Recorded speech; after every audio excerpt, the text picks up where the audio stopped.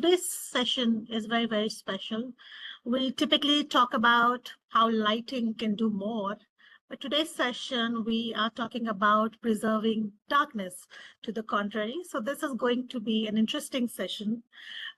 Before I introduce our guest this evening, Mr. Sarvdeep Basur, let me take you quickly through Signify and what it stands for, although you are pretty familiar with that. But Signify, as you know, is the world leader in lighting, #1 in LED and connected lighting. We've achieved euro 6.1 billion sales in 2024, employed over 29,000 people in over 70 countries. So when you are choosing Signify or when you're lining up with Signify, you know you're lining up with the right kind of light, the conscious light. And, the innovation and lighting are at the core, and sustainability are at the core of Signify in all that we do. We invest over 4.3% of our sales in R&D.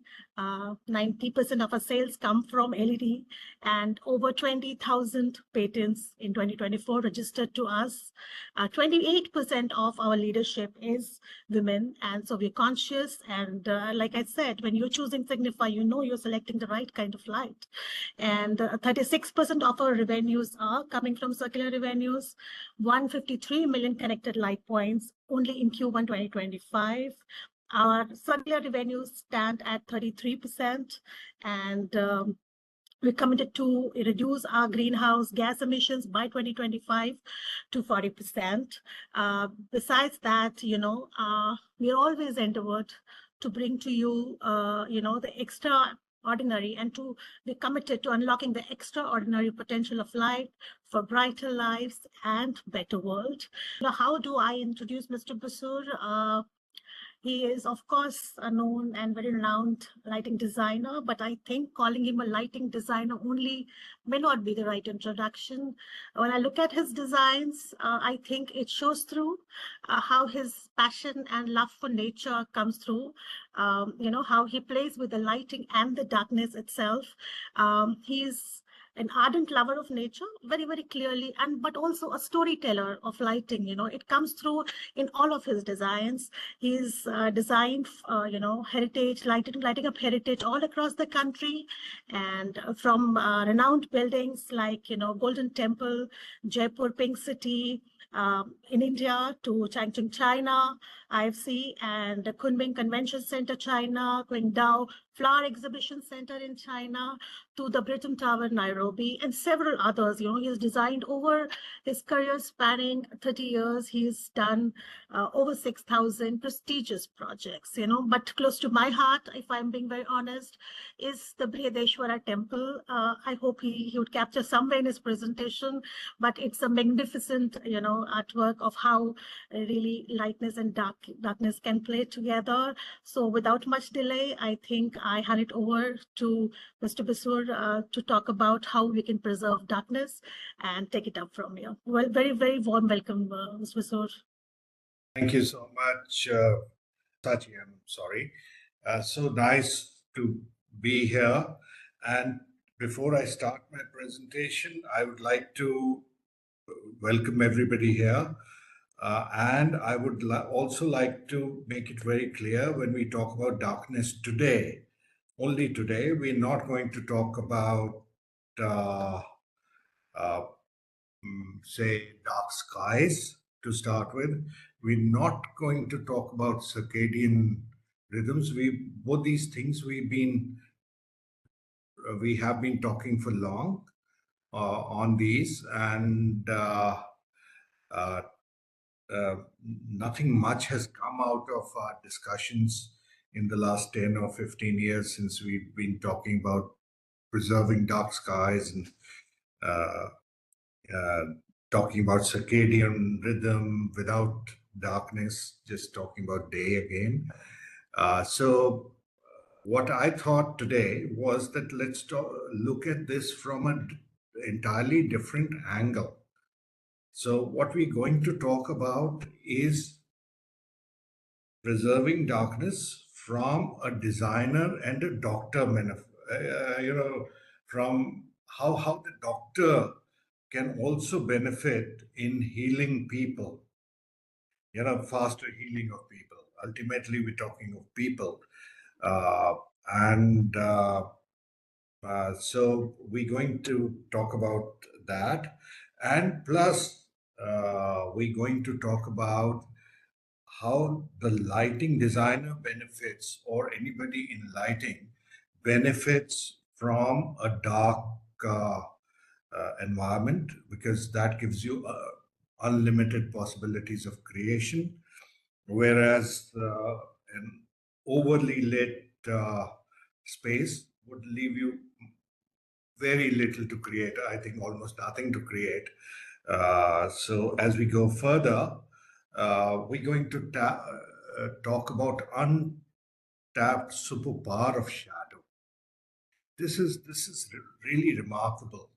I never believed in the power of shadow, and when I started working on lighting, when over the last 30 years, I thought that now I've come to a stage, a, a lighting designer cannot function without the shadow or without the darkness. The difference between shadow, in my opinion, and darkness is very little. It's just the degree of illumination which we're talking of. We're going to talk about dimly lit spaces and what are the benefits we gather from that. And a surprising fact which came to light recently in NIH studies was that darkness actually doesn't make people unsafe. It is overly lit space which makes people uncomfortable. Uh, and It's the overly lit space which also makes people depressed.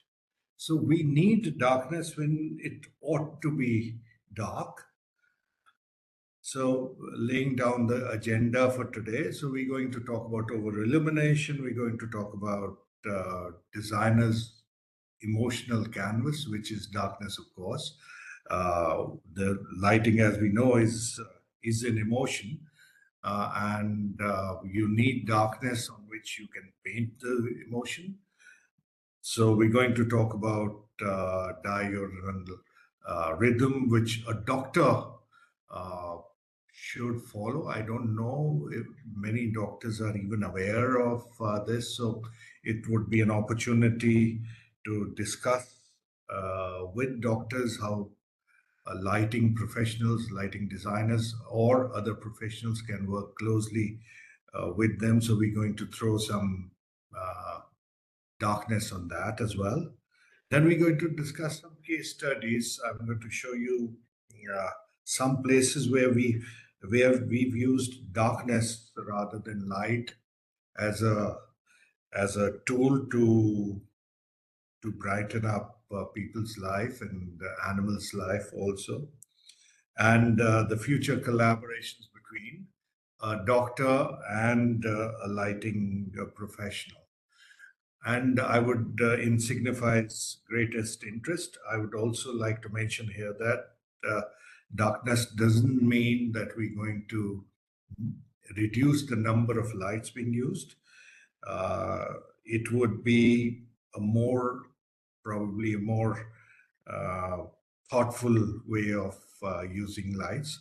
So that huge turnovers and the business which Signify boasts of, in no way should reduce. I'm all in for lighting industry to thrive and prosper.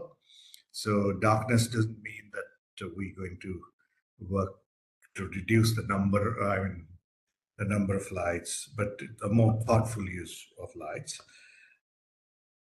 So we're going to talk about light as tyranny. So this is something which I found written somewhere, that we colonized light and now we drown in the glare and flood of light. That's exactly what's happened to us. And on the left, of course, we all know this space. This is the Times Square, and on the right is a nice tiny village on the Alps. A lot of people may prefer to live near the Times Square, but I assure you it is much healthier and much more rewarding to stay somewhere,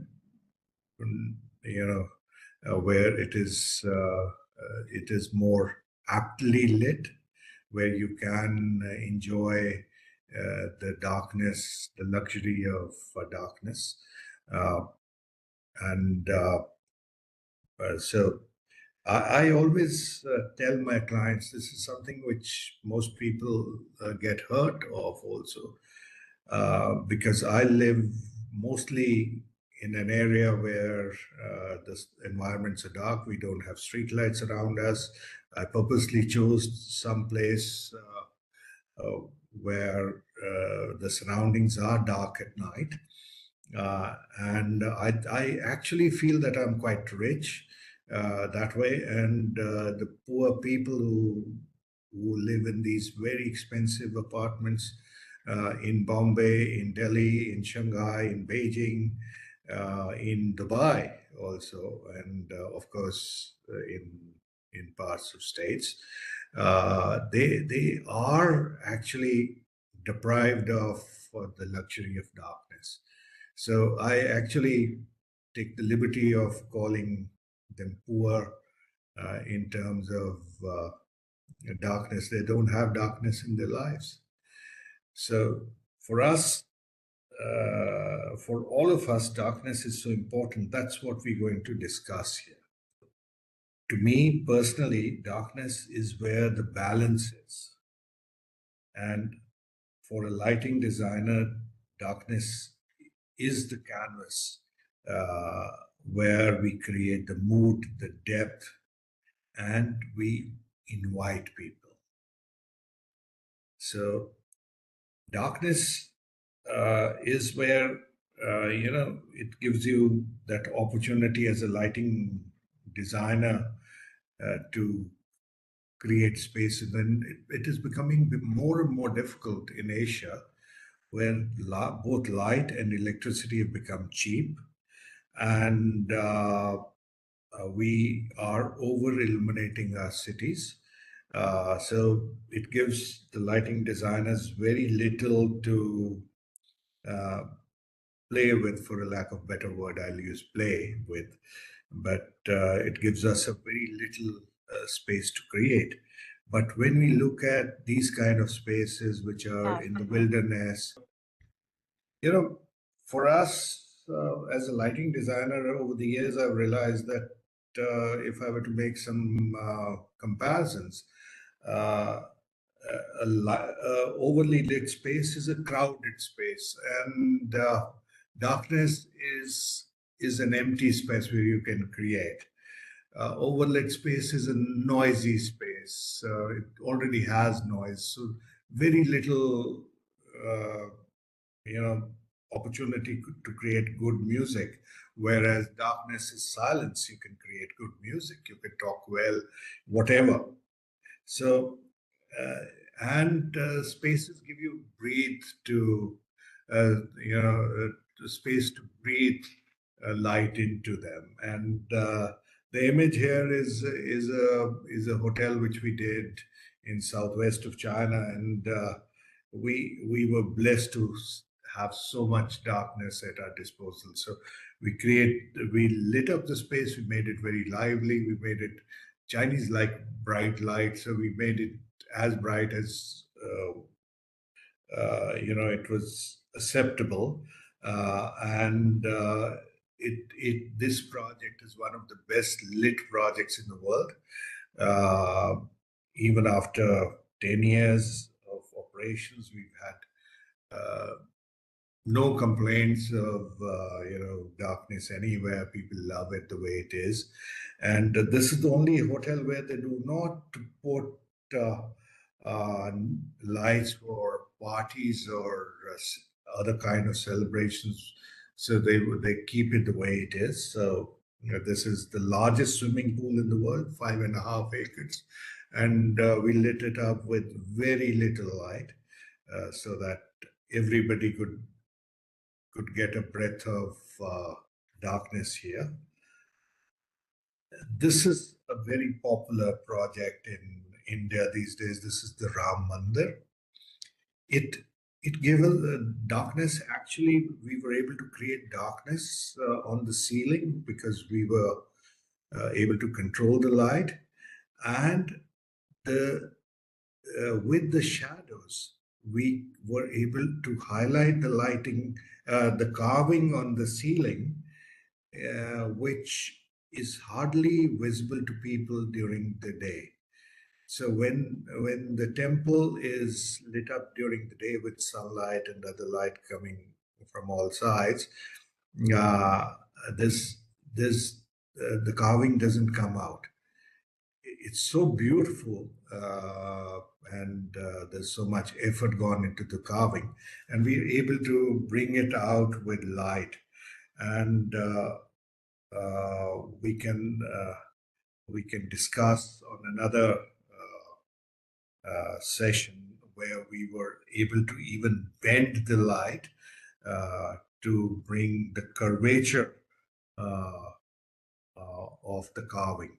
So this is a very good example where light and shadow work together in a dark environment. Had this been overly lit, we wouldn't have been able to create this effect at all. So now we'll touch medicine, the medical science a little bit. And these days we have started working with some specialists. I won't call them doctors at the moment, but people who understand medicine and understand the value of darkness. So this is a new genre which is now growing in China. And on the right, you see a house where we've purposely created permanent low lux areas to activate the parasympathetic system. Basically, it's very closely related to Chinese medicine, and darkness forms a very important part of Far Eastern medicine.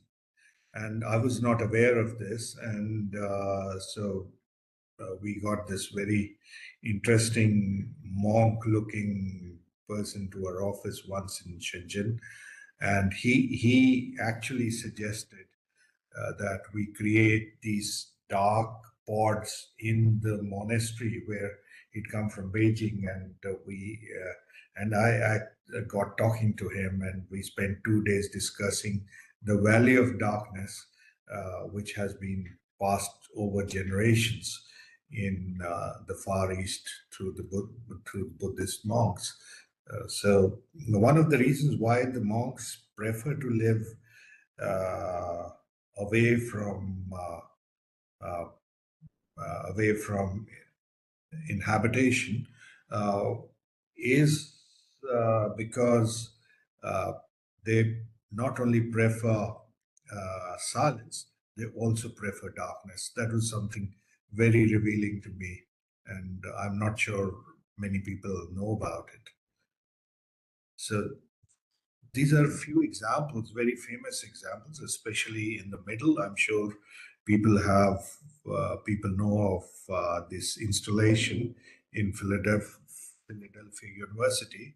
I went all the way to see this in Philadelphia, and this installation was not possible had the lighting designer purposely not switched off the floodlights and the street lights which were originally installed in the vicinity of this installation.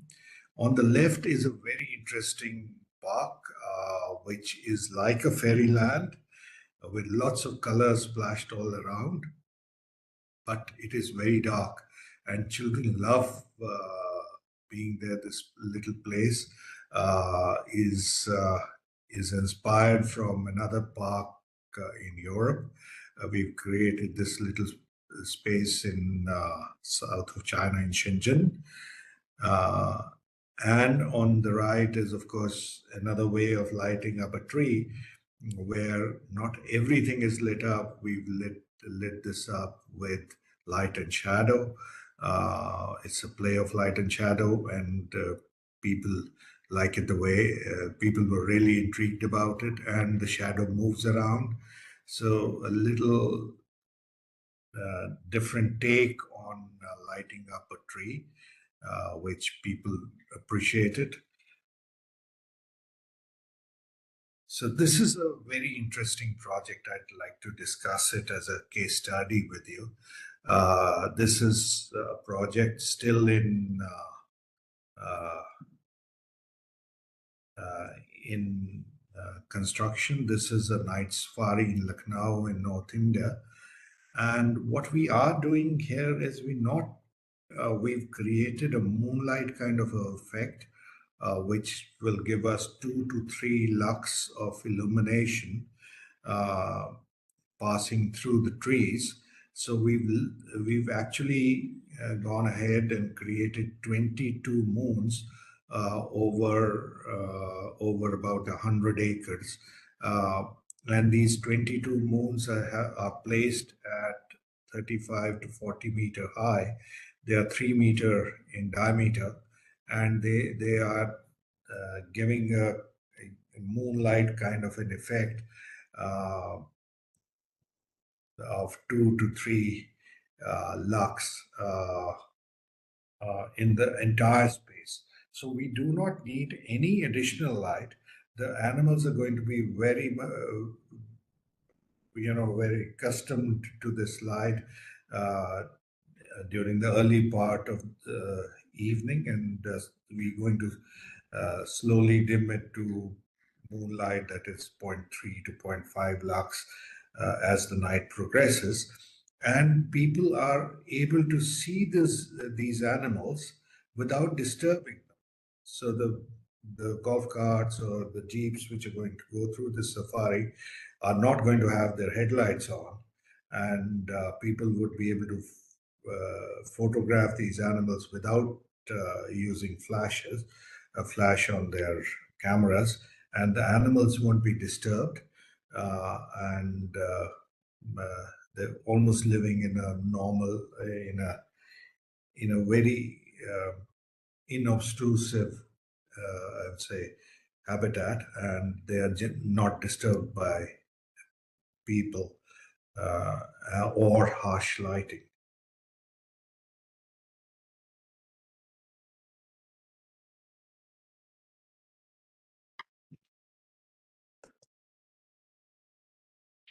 This is another little example in a which we did at the Shanghai Bund, where we put these more than 2,000 flickering candle-like lamps uh, in the ceiling. These were hanging in the ceiling, more than 2,000 of them, and they are generally doing all the lighting.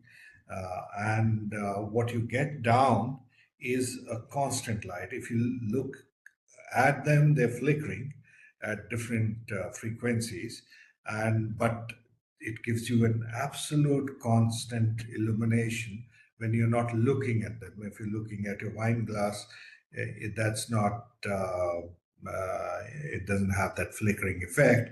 It's giving you a uniform lighting, very, very romantic, and we control the illumination, we control the color temperature. So it's a continuous change happening at the bar. and people find it quite interesting. So in the far right corner, you can see the moonlight filtering through the skylight, which also adds to the beauty here, and that gives you an idea of the kind of illumination we had there. And the client here was really, skeptical, because she asked me what would be the lighting level, and her her previous lighting designer had told him that it should be 20 lux, and I told her it's going to be 1.8 lux to 2.5 lux, and she said, "Would it work?" I said it would, and my gray hair came to play there. So normally people with gray hair have that advantage. Generally people listen to them, and she thought she'd give us a chance. And she asked me, "Is this 2 lux?" And I told her, "This is 2 lux." And she found it adequate, and so have the clients found it adequate. The wine sales are phenomenal here. One of the largest wines yap in the world, wine bars in the world. Another good example is our temples in the East, in Asia, all over Asia, where we actually create dark spaces uh, for praying, and these dark spaces are so soothing. Um, uh, Even during the day, most of our temples are uh, are dark, and that is by design. They hardly have any windows for light to come in. The whole purpose of them being dark, if we go deeply into the science of mandir construction or temple construction, uh, uh, is to keep them dark so that people are able to connect with themselves. So you not only connect with others in darkness, you also connect with yourself in darkness. So darkness gives you multiple advantages. And darkness is luxury. All luxurious spaces, whether they are restaurants, whether they are hotels, luxurious homes, showrooms, they're all darker than spaces which are not luxury. Luxury also, darkness also depicts luxury, and rightly so. It hits your DNA. It activates your DNA, because our DNA is designed for darkness at night. So darkness really adds up to the luxurious part of our life. Now, coming to the medicine part, uh, we can go in detail what oxytocin is, but I believe that everybody knows oxytocin and melatonin in in this webinar.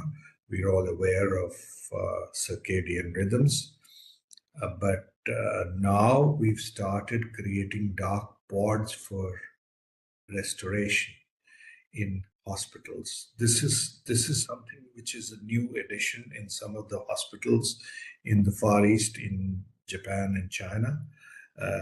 In fact, we're doing a hospital in India where we have suggested dark pods for patients, where they can go during their post-surgical recovery, uh, for restoration. Unfortunately, if you've seen these intensive care units, mainly in India and in the subcontinent, they are so brightly lit that I don't know what is the science behind that. Because brightly lit spaces with continuous bright light, whatever color it may be, actually reduces the repair of the body and the the restoration of health considerably. It could actually reduce by 66%. So darkness being such an important uh, aspect of recovery is totally ignored with overly lit intensive care units. The ICUs normally are so brightly lit, and the recovery rooms are so brightly lit. Uh, uh, I don't know where the science comes from, but the science has already proven. The NIH study of 2024 has proven that darkness is required for a patient to recover well. We are all aware of the sleep architecture. We actually need uh, absolute darkness or lighting levels uh, less than 5 lux uh, to to actually sleep well. Even if we're sleeping in bright environments, we do not get the desired results. So sleep in darkness is different than sleep in illuminated spaces. It's already been proven. There's lots of research about it, and darkness does add. Darkness does give you a much better sleep, and this is something which has to be, taken very seriously. So, and darkness also adds to romance. We are all aware of candlelight and so on, but it also enhances your creativity. Uh, I think all of us must have experienced those pangs of creativity either in darkness or while bathing. So when you are in the bathroom and bathing, you're taking a shower, you are more likely to get a good idea. The same thing when you are walking in a dark space or you're lying down in a dark space. That is when you're going to get you know great ideas also. So darkness adds to that, and darkness also gives you emotional power uh, beyond thinking. Uh, Darkness, it's already been proven that darkness is antidepressant. A surprising fact indeed, but it is really an antidepressant, and absolute darkness really helps. So I was talking of these recovery zones and ICUs. The second on the left is a typical ICU in the subcontinent, and that's the amount of brightness we have here, and the patient is made to rest there for days, and the recovery is really slow, and we have an opportunity with new technologies to create these spaces of where we can play with light and bring it to absolute dark should the patient and the condition of the patient allow. Uh, but light restraint is the key in healing. we need to understand that, and that is something which. So what I'm proposing here, like I said in the beginning of the presentation, uh, is that the doctors and lighting professionals have a great opportunity to work together, and both can educate each other, both have their own uh, areas of expertise, and for help of for the help of general patients. And uh, instead of non uh, experts going and discussing this, I would actually propose that every company like Signify should invest into adequate uh, education for their employees and senior staff to because there's so much happening uh, in research. It's almost as vibrant as artificial intelligence, health of people, and light and the absence of light, uh, that most of us are not aware of what is happening today.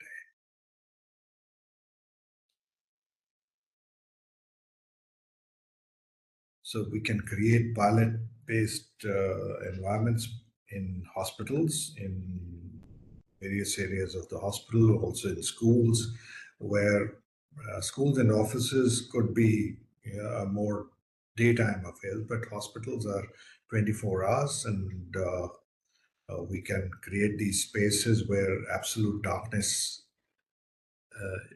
is there, and which helps, and there would be a massive difference in the recovery process.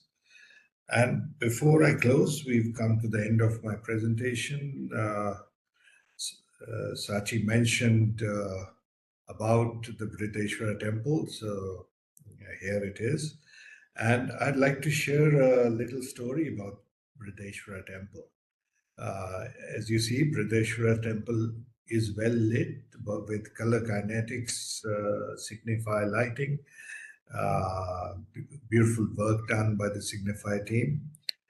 But what the best thing which happened to me when we switched on the lights for the first time was that when the lights went on, it was almost dark, and there was a emotional sound which was not wah, which was not wow, it was ah, and it was there was a crowd of 300 odd people there. People from the town had come over, and when we switched on the lights, that ah was not coming from the mouth or from the tongue. It came from within, and I heard it, and an architect friend of mine who actually photographed these images, he also heard that, and we looked at each other, and I can't forget it for the rest of my life. That which came with this light, and this is also a play of light and shadow. And we were able to bring out the carving only because we were willing to restrain ourselves from lighting everything. So we created light and shadow, and you can see the carvings, you can see a whole lot of things, and we also sacrifice certain areas uh, in in preference of no glare. So we don't see a single light source. You can move around the property without seeing a light source, which is fantastic. And what has brought uh, the other thing which gives me happiness here is the pride of uh, non-Hindus belonging to the town, they feel so proud of showing off the Brideshwara temple to other people, because I get so many images of the Brideshwara temple by non-practicing Hindus, which is so fantastic. So this is a little story which I wanted to share with you. I'll end with these two little quotes. Uh, Design is not how bright we shine, but how meaningfully we don't So it's all about restraint, and we would also say, don't light for the sake of lighting, light it for the soul. Thank you very much. Thank you for this opportunity, and thank you for your time.